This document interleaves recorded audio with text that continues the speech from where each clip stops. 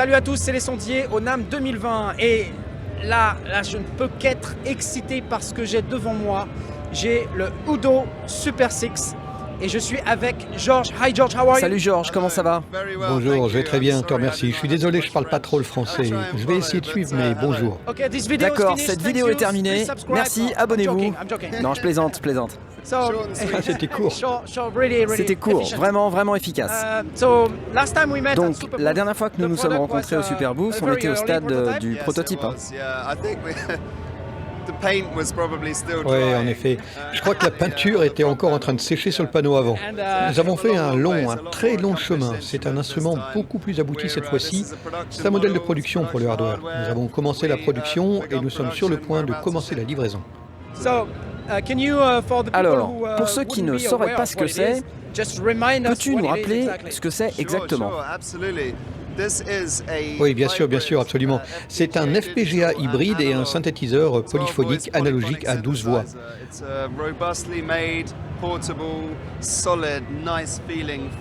En gros, c'est un synthé robuste, portable, solide, agréable, amusant et taillé pour la scène.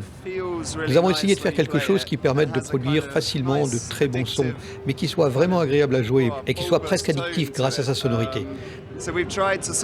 Nous avons donc essayé de faire en sorte qu'il ne ressemble pas à un ordinateur. C'est quelque chose avec lequel tu peux apprendre et improviser et qui stimule l'expérimentation. Nous avons donc essayé de faire quelque chose de pratique avec des commandes solides et lourdes, avec des sliders, avec des longues courses et qui soit agréable au toucher, le bender et les différents contrôles ici quand tu joues sur le clavier. Nous avons donc essayé de créer quelque chose qui permette de s'amuser, d'expérimenter et de jouer en live. Oh yeah! Oui! Oui, nous avons choisi des sliders et des potards qui ont le meilleur toucher possible. Oui, ça a l'air génial. Il y a tellement de superbes machines ici. C'est absolument stupéfiant. Ouais, c'est sûr, j'adore jouer dessus. J'adore me perdre en jouant dessus pendant les différentes démos. Et qu'est-il arrivé à la version bleue? En fait, on a une version bleue ici, elle est là-bas. Ah, ok. Mais c'est encore le prototype, nous voulions seulement montrer ici les modèles de production. Mais nous produisons aussi une version bleue, ne t'inquiète pas. C'est D'accord. juste que nous n'avons que les modèles gris ici. Ok, fantastique. Alors, on peut peut-être l'entendre et voir ce qu'il fait. Oui, bien sûr, absolument. Je vais devoir présenter mes excuses auprès de ceux qui nous regardent. C'est incroyablement bruyant et chaotique ici. Je vais faire de mon mieux pour faire une démo décente, mais c'est un environnement assez difficile à gérer. Je confirme. Je ne sais pas si vous qui nous regardez êtes déjà allé au NAMM, c'est monstrueusement bruyant. Ouais, c'est n'importe quoi. Je vais faire de mon mieux pour une petite démo pour tout le monde. Mais je vais peut-être mettre le casque parce que Ouais, t'inquiète pas. je suis à moitié sourd.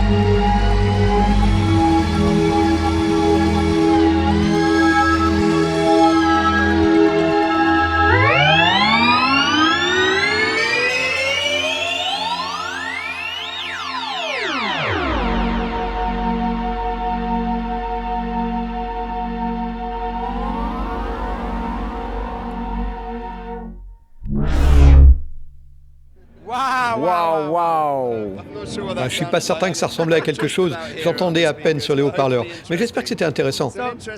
Ce qui a été amélioré sur cet instrument depuis la dernière fois que tu l'as vu, il y a une forme d'onde d'utilisateur que tu peux mettre ici et il est possible de la modifier sur l'instrument ici. 16 formes d'ondes complexes. Tu peux maintenant utiliser le LFO comme un véritable troisième oscillateur avec n'importe laquelle des ondes de l'oscillateur 1, y compris les ondes personnalisées disponibles comme oscillateur sur le LFO 2. Espérons que les utilisateurs, enfin les téléspectateurs, les utilisateurs, qui que ce soit en fait. Espérons qu'ils soient à la fois utilisateurs et spectateurs, mais j'espère que vous avez pu entendre ce que ça donnait quand je modulais les débits audio. Il y a maintenant de belles enveloppes bouclables avec un contrôle de délai. Nous avons les enveloppes fixes, les mappages multiples. Tu sais, toutes sortes de nouvelles choses sont là-dedans. Et donc, bien que l'instrument est tout sous la main sans écran et qu'il ait l'air simple, il y a beaucoup de fonctions de second niveau qui te permettent de tirer le meilleur parti de tes enveloppes complexes, de tes LFO complexes, des oscillateurs binauraux stéréo, des filtres analogiques stéréo. Oui, parce que c'est l'une des particularités de cette machine, c'est qu'elle est véritablement stéréo. Absolument, oui. Et c'est vrai depuis les oscillateurs jusqu'à tous les modulateurs analogiques, y compris les modulateurs eux-mêmes qui sont tous deux des modulateurs stéréo. Et ça permet d'obtenir des sons qui ressemblent à un chorus, mais sans utiliser de chorus en fait. Oui, c'est en plus, et ça vient vraiment de l'oscillateur. Mais ce que la partie binaurale permet de faire, c'est de vraiment entendre le son dans l'espace. C'est un peu difficile à capter ici dans le bruit, mais même ici, on peut entendre comment le son tourne et se déplace dans une sorte de sphère stéréo. Ce qui ajoute une autre dimension à ce que l'on ressentirait autrement comme un « ok, c'est un synthétiseur de style analogique ». Mais quand on commence à ajouter les ondes complexes, l'aspect binaural et toutes ces possibilités de live, ces modulations jusqu'au niveau audio, ça permet d'aller plus loin. C'est absolument stupéfiant. Donc maintenant qu'on peut voir ces unités de production, ça signifie qu'elles vont arriver très bientôt. Je l'espère, oui. Nous avons littéralement démarré la production. Nous avons envoyé des unités vers les testeurs. Nous sommes en train de terminer les derniers petits réglages ici et là en ce qui concerne le firmware et nous espérons les mettre entre les mains du public dès que possible. Je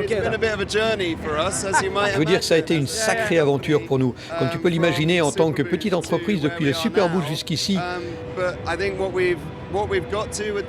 Mais je pense que ce que nous avons fait avec cet instrument a dépassé mes attentes.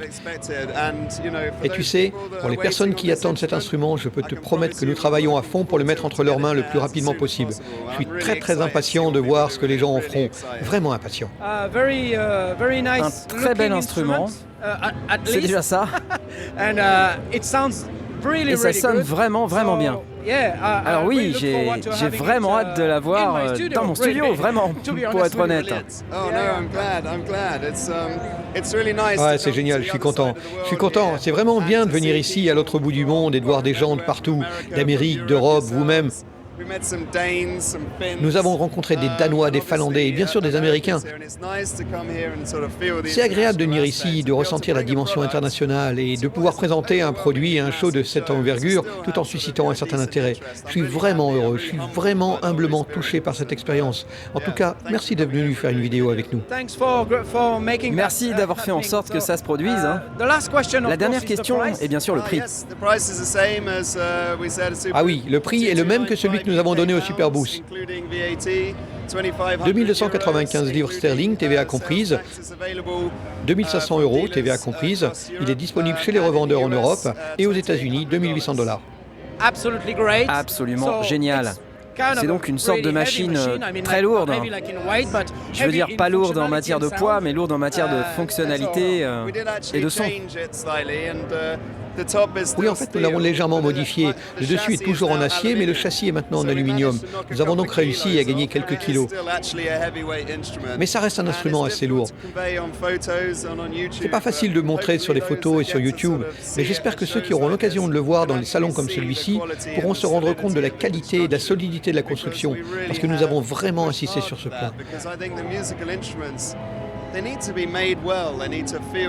Parce que je pense que les instruments de musique doivent être bien faits et doivent laisser une bonne impression. Ils ne doivent pas seulement sonner bien, oui, c'est le niveau de base, mais le toucher doit être agréable. Les boutons, les sliders doivent être confortables. La construction doit être solide et bien faite et elle doit durer toute la vie. C'est important de venir dans ces shows pour faire passer le message le mieux que nous pouvons. Parce qu'autrement, tout se passe à distance sur des photos et sur Internet. Mais ici, nous pouvons interagir avec les gens et ils peuvent le toucher et le sentir. Donc on est impatient de pouvoir le tester de manière beaucoup plus approfondie au studio. Et en attendant, je te souhaite tout le succès que tu mérites. Je te remercie beaucoup. Voilà, t'étais les sondiers, on était au NAMM avec Georges, Udo, Super 6, 12 voix, Super 6 mais 12 voix, alors pourquoi pas le Super 12? Ah oui, et il y a un mode 12 voix où les voix sont panées à gauche et à droite, sans les aspects binauraux. Mais nous avons mis 2 canaux analogiques pour obtenir le binaural à 6 voix. D'accord, super. Merci beaucoup. Allez, au revoir, c'est parti, on s'en va. Faut y aller maintenant. Adieu, bye.